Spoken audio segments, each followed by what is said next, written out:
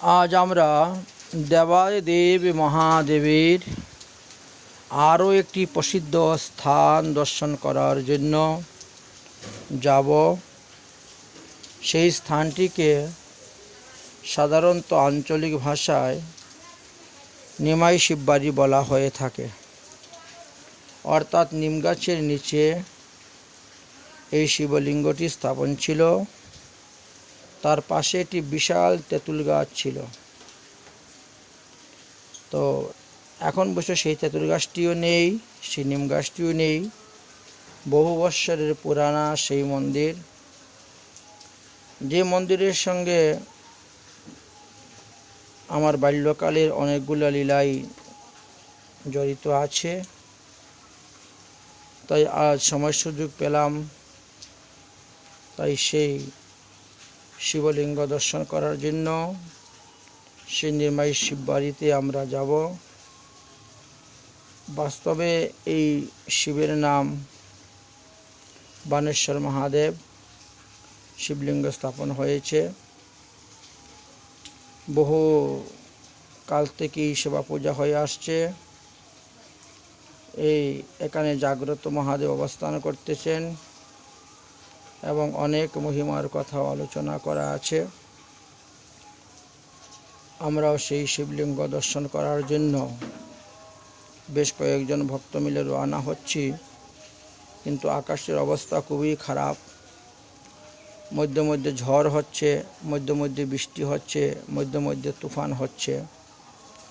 তো আমরা একটু দেখে শুনে বেরাবো। তুফানটা বন্ধ হলেই আমরা সেই ভোলে বাবাকে দর্শন করতে যাব। ভাগবত বলছেন, বৈষ্ণবানাম যথা শম্ভু হর হর মহা। শ্রীমঙ্গলে ঝড় তুফান শুরু হয়ে গিয়েছে। দেখো কিভাবে ঝড় দিচ্ছে। গাছের থেকে আম পড়তেছে দেখা যাচ্ছে। হ্যাঁ, সুপারিও পড়বে, আম পড়বে, নারকেল পড়বে, সবই পড়বে। হ্যাঁ, কাঁঠালও পড়বে। এত সুন্দর ঝড় দিচ্ছে। ওই গাছে বেশি সবথেকে নড়তেছে, দেখেছো? হ্যাঁ, ঝড়েতে গাছ ভেঙে পড়ে গেছিল।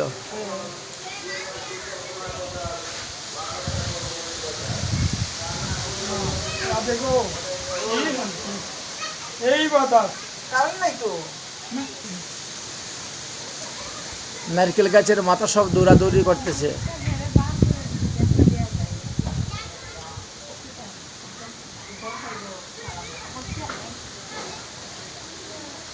বৃষ্টি পড়া শুরু হয়ে যাচ্ছে। হালকা হালকা গুড়ি গুড়ি বৃষ্টি হচ্ছে, তারপরে বৃষ্টি বাড়বে।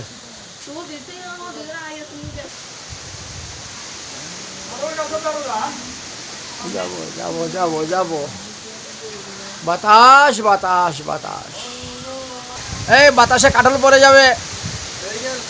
কাঁঠাল গাছের নিচে থাকবেন না কেউ, মাথায় পড়ে যাবে।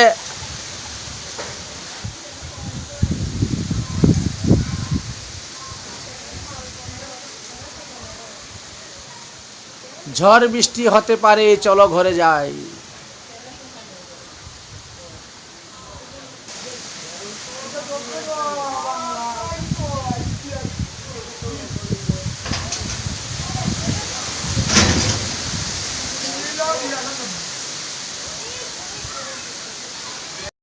ঝড়েতে গাছ ভেঙে পড়ে গেছে।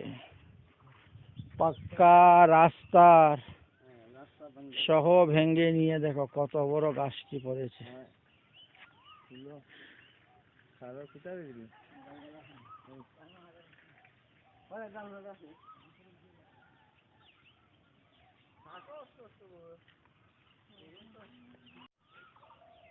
চিন্তা করতে পারছেন কি পরিমাণে ঝড় হয়েছে। এত বড় গাছটা ভেঙে পড়েছে, তাও পাক্কা রোডের মধ্যে। ইট বালু সিমেন্ট দিয়া এত শক্ত করেছিল, পুরা রাস্তাটা ভেঙে নিয়ে গাছটা পড়ে গেল শিকড় সহ। বাবা, এলাহি ব্যাপার।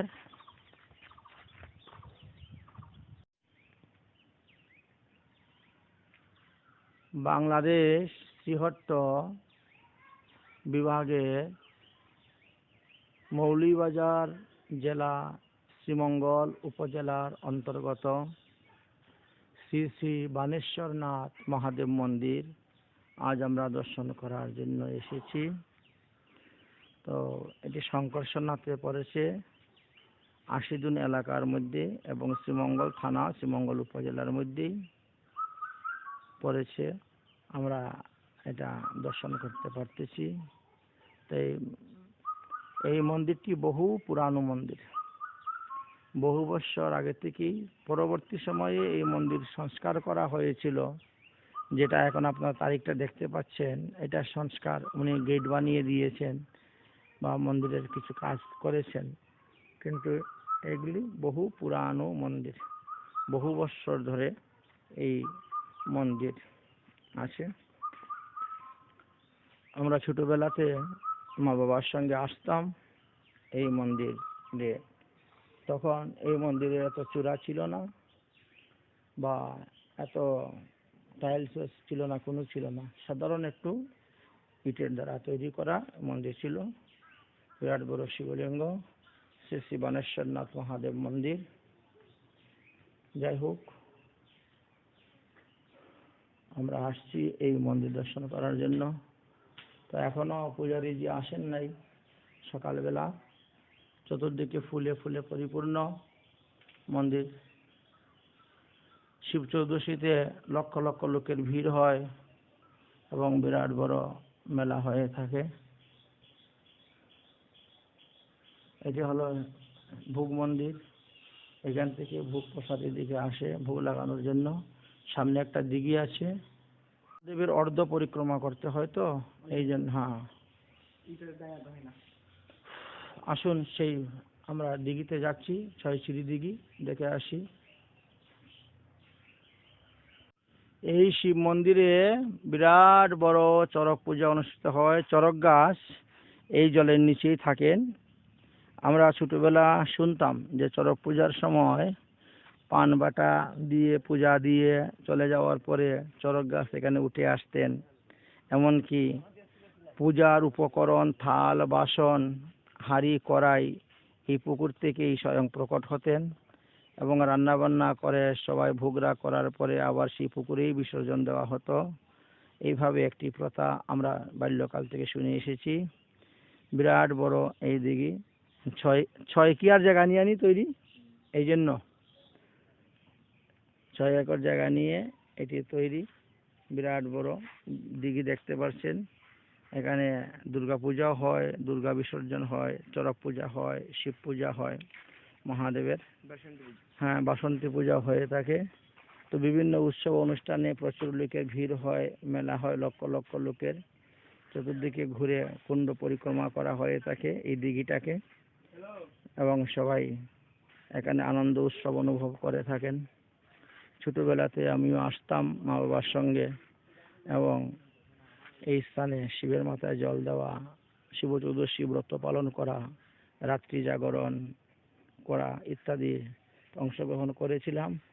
এখনো লক্ষ লক্ষ লোক আসেন, এইভাবে রাত্রি জাগরণ করেন এবং অংশগ্রহণ করেন। এই হলো সেই নির্ময় শিব বাড়ি, যেটাতে আমরা এসে উপস্থিত হয়েছি। বানেশ্বরনাথ মহাদেব মন্দির আমরা দর্শন করতে পারলাম।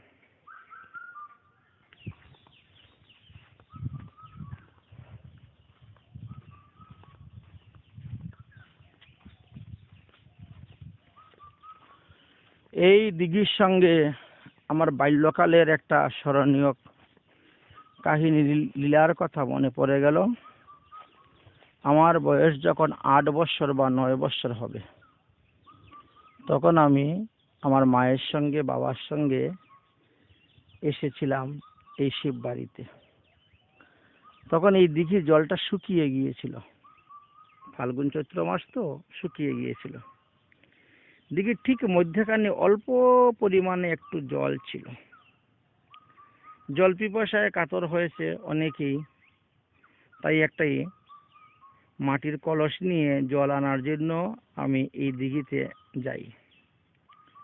প্রথম দেখলাম বেশ শক্তই আছে মাটি। হাঁটতে হাঁটতে যাচ্ছি, যত যাচ্ছি তত কাদামাটি। প্রথমে পায়ের হাঁটু পর্যন্ত ঢুকে গেল, আর কিছু দূর যাওয়ার পরে উরু পর্যন্ত ঢুকে গেল।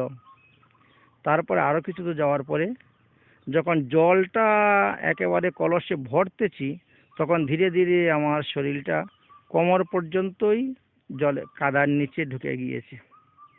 এবার আমি কিছুতেই না জল নিয়ে আসতে পারতেছি, না নিজেকে রক্ষা করতে পারতেছি।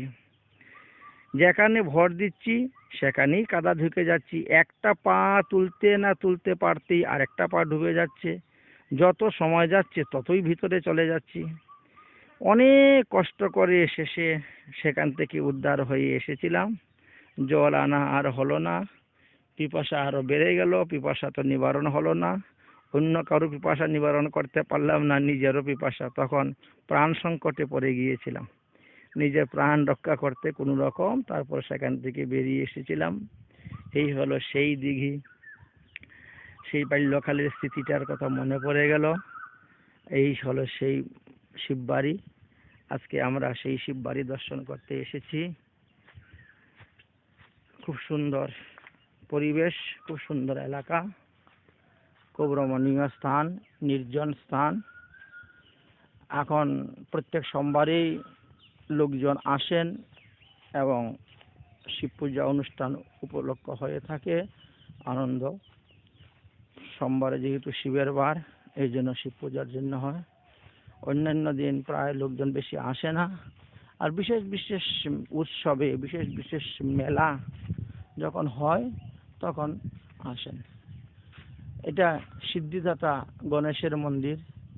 এখনো পূজারী আসেন নাই, বন্ধ আছে, দেখতে পাচ্ছেন। সামনে যেটা দেখছেন এটা কালী মন্দির। তো এখনো পূজারী আসেন নাই।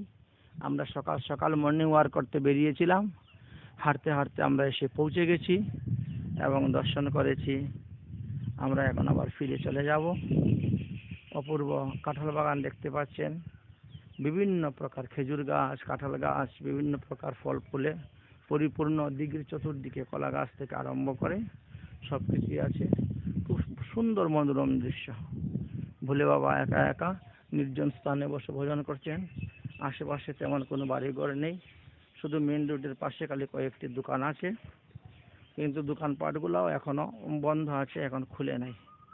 উৎসব অনুষ্ঠানে বেশি ভিড়ভাড় হয়, খোলা হয়, অন্য সময় কম থাকে। শিববাড়ি দর্শন হয়ে গেল, দিঘির জলে আচমন করা হয়ে গেল। এখন আমরা ধীরে ধীরে রওনা হয়ে যাচ্ছি। জয় রাধে শ্রী রাধে। বানেশ্বর মহাদেব মন্দির আমাদের দর্শন হয়ে গেল। আমরা ছয়চিরি দিঘিও পরিক্রমা করলাম, দর্শন করলাম। দিঘিতে খুব সুন্দর জল, নির্মল জল, পরিষ্কার কাচের মতন একেবারে শুদ্ধ জল, এবং জলটা খুবই মিষ্টি জল। আর গাছে চতুর্দিকে গাছগাছালি ভরা আছে, খুব ভালো পরিবেশ, খুব সুন্দর দৃশ্যটি লাগলো। এসে দর্শন করে আমরা খুব আনন্দ হলাম। পুরানা মন্দিরটিকে ভেঙে নতুন মন্দির করেছেন, মাত্র 12 বছর হয়েছে।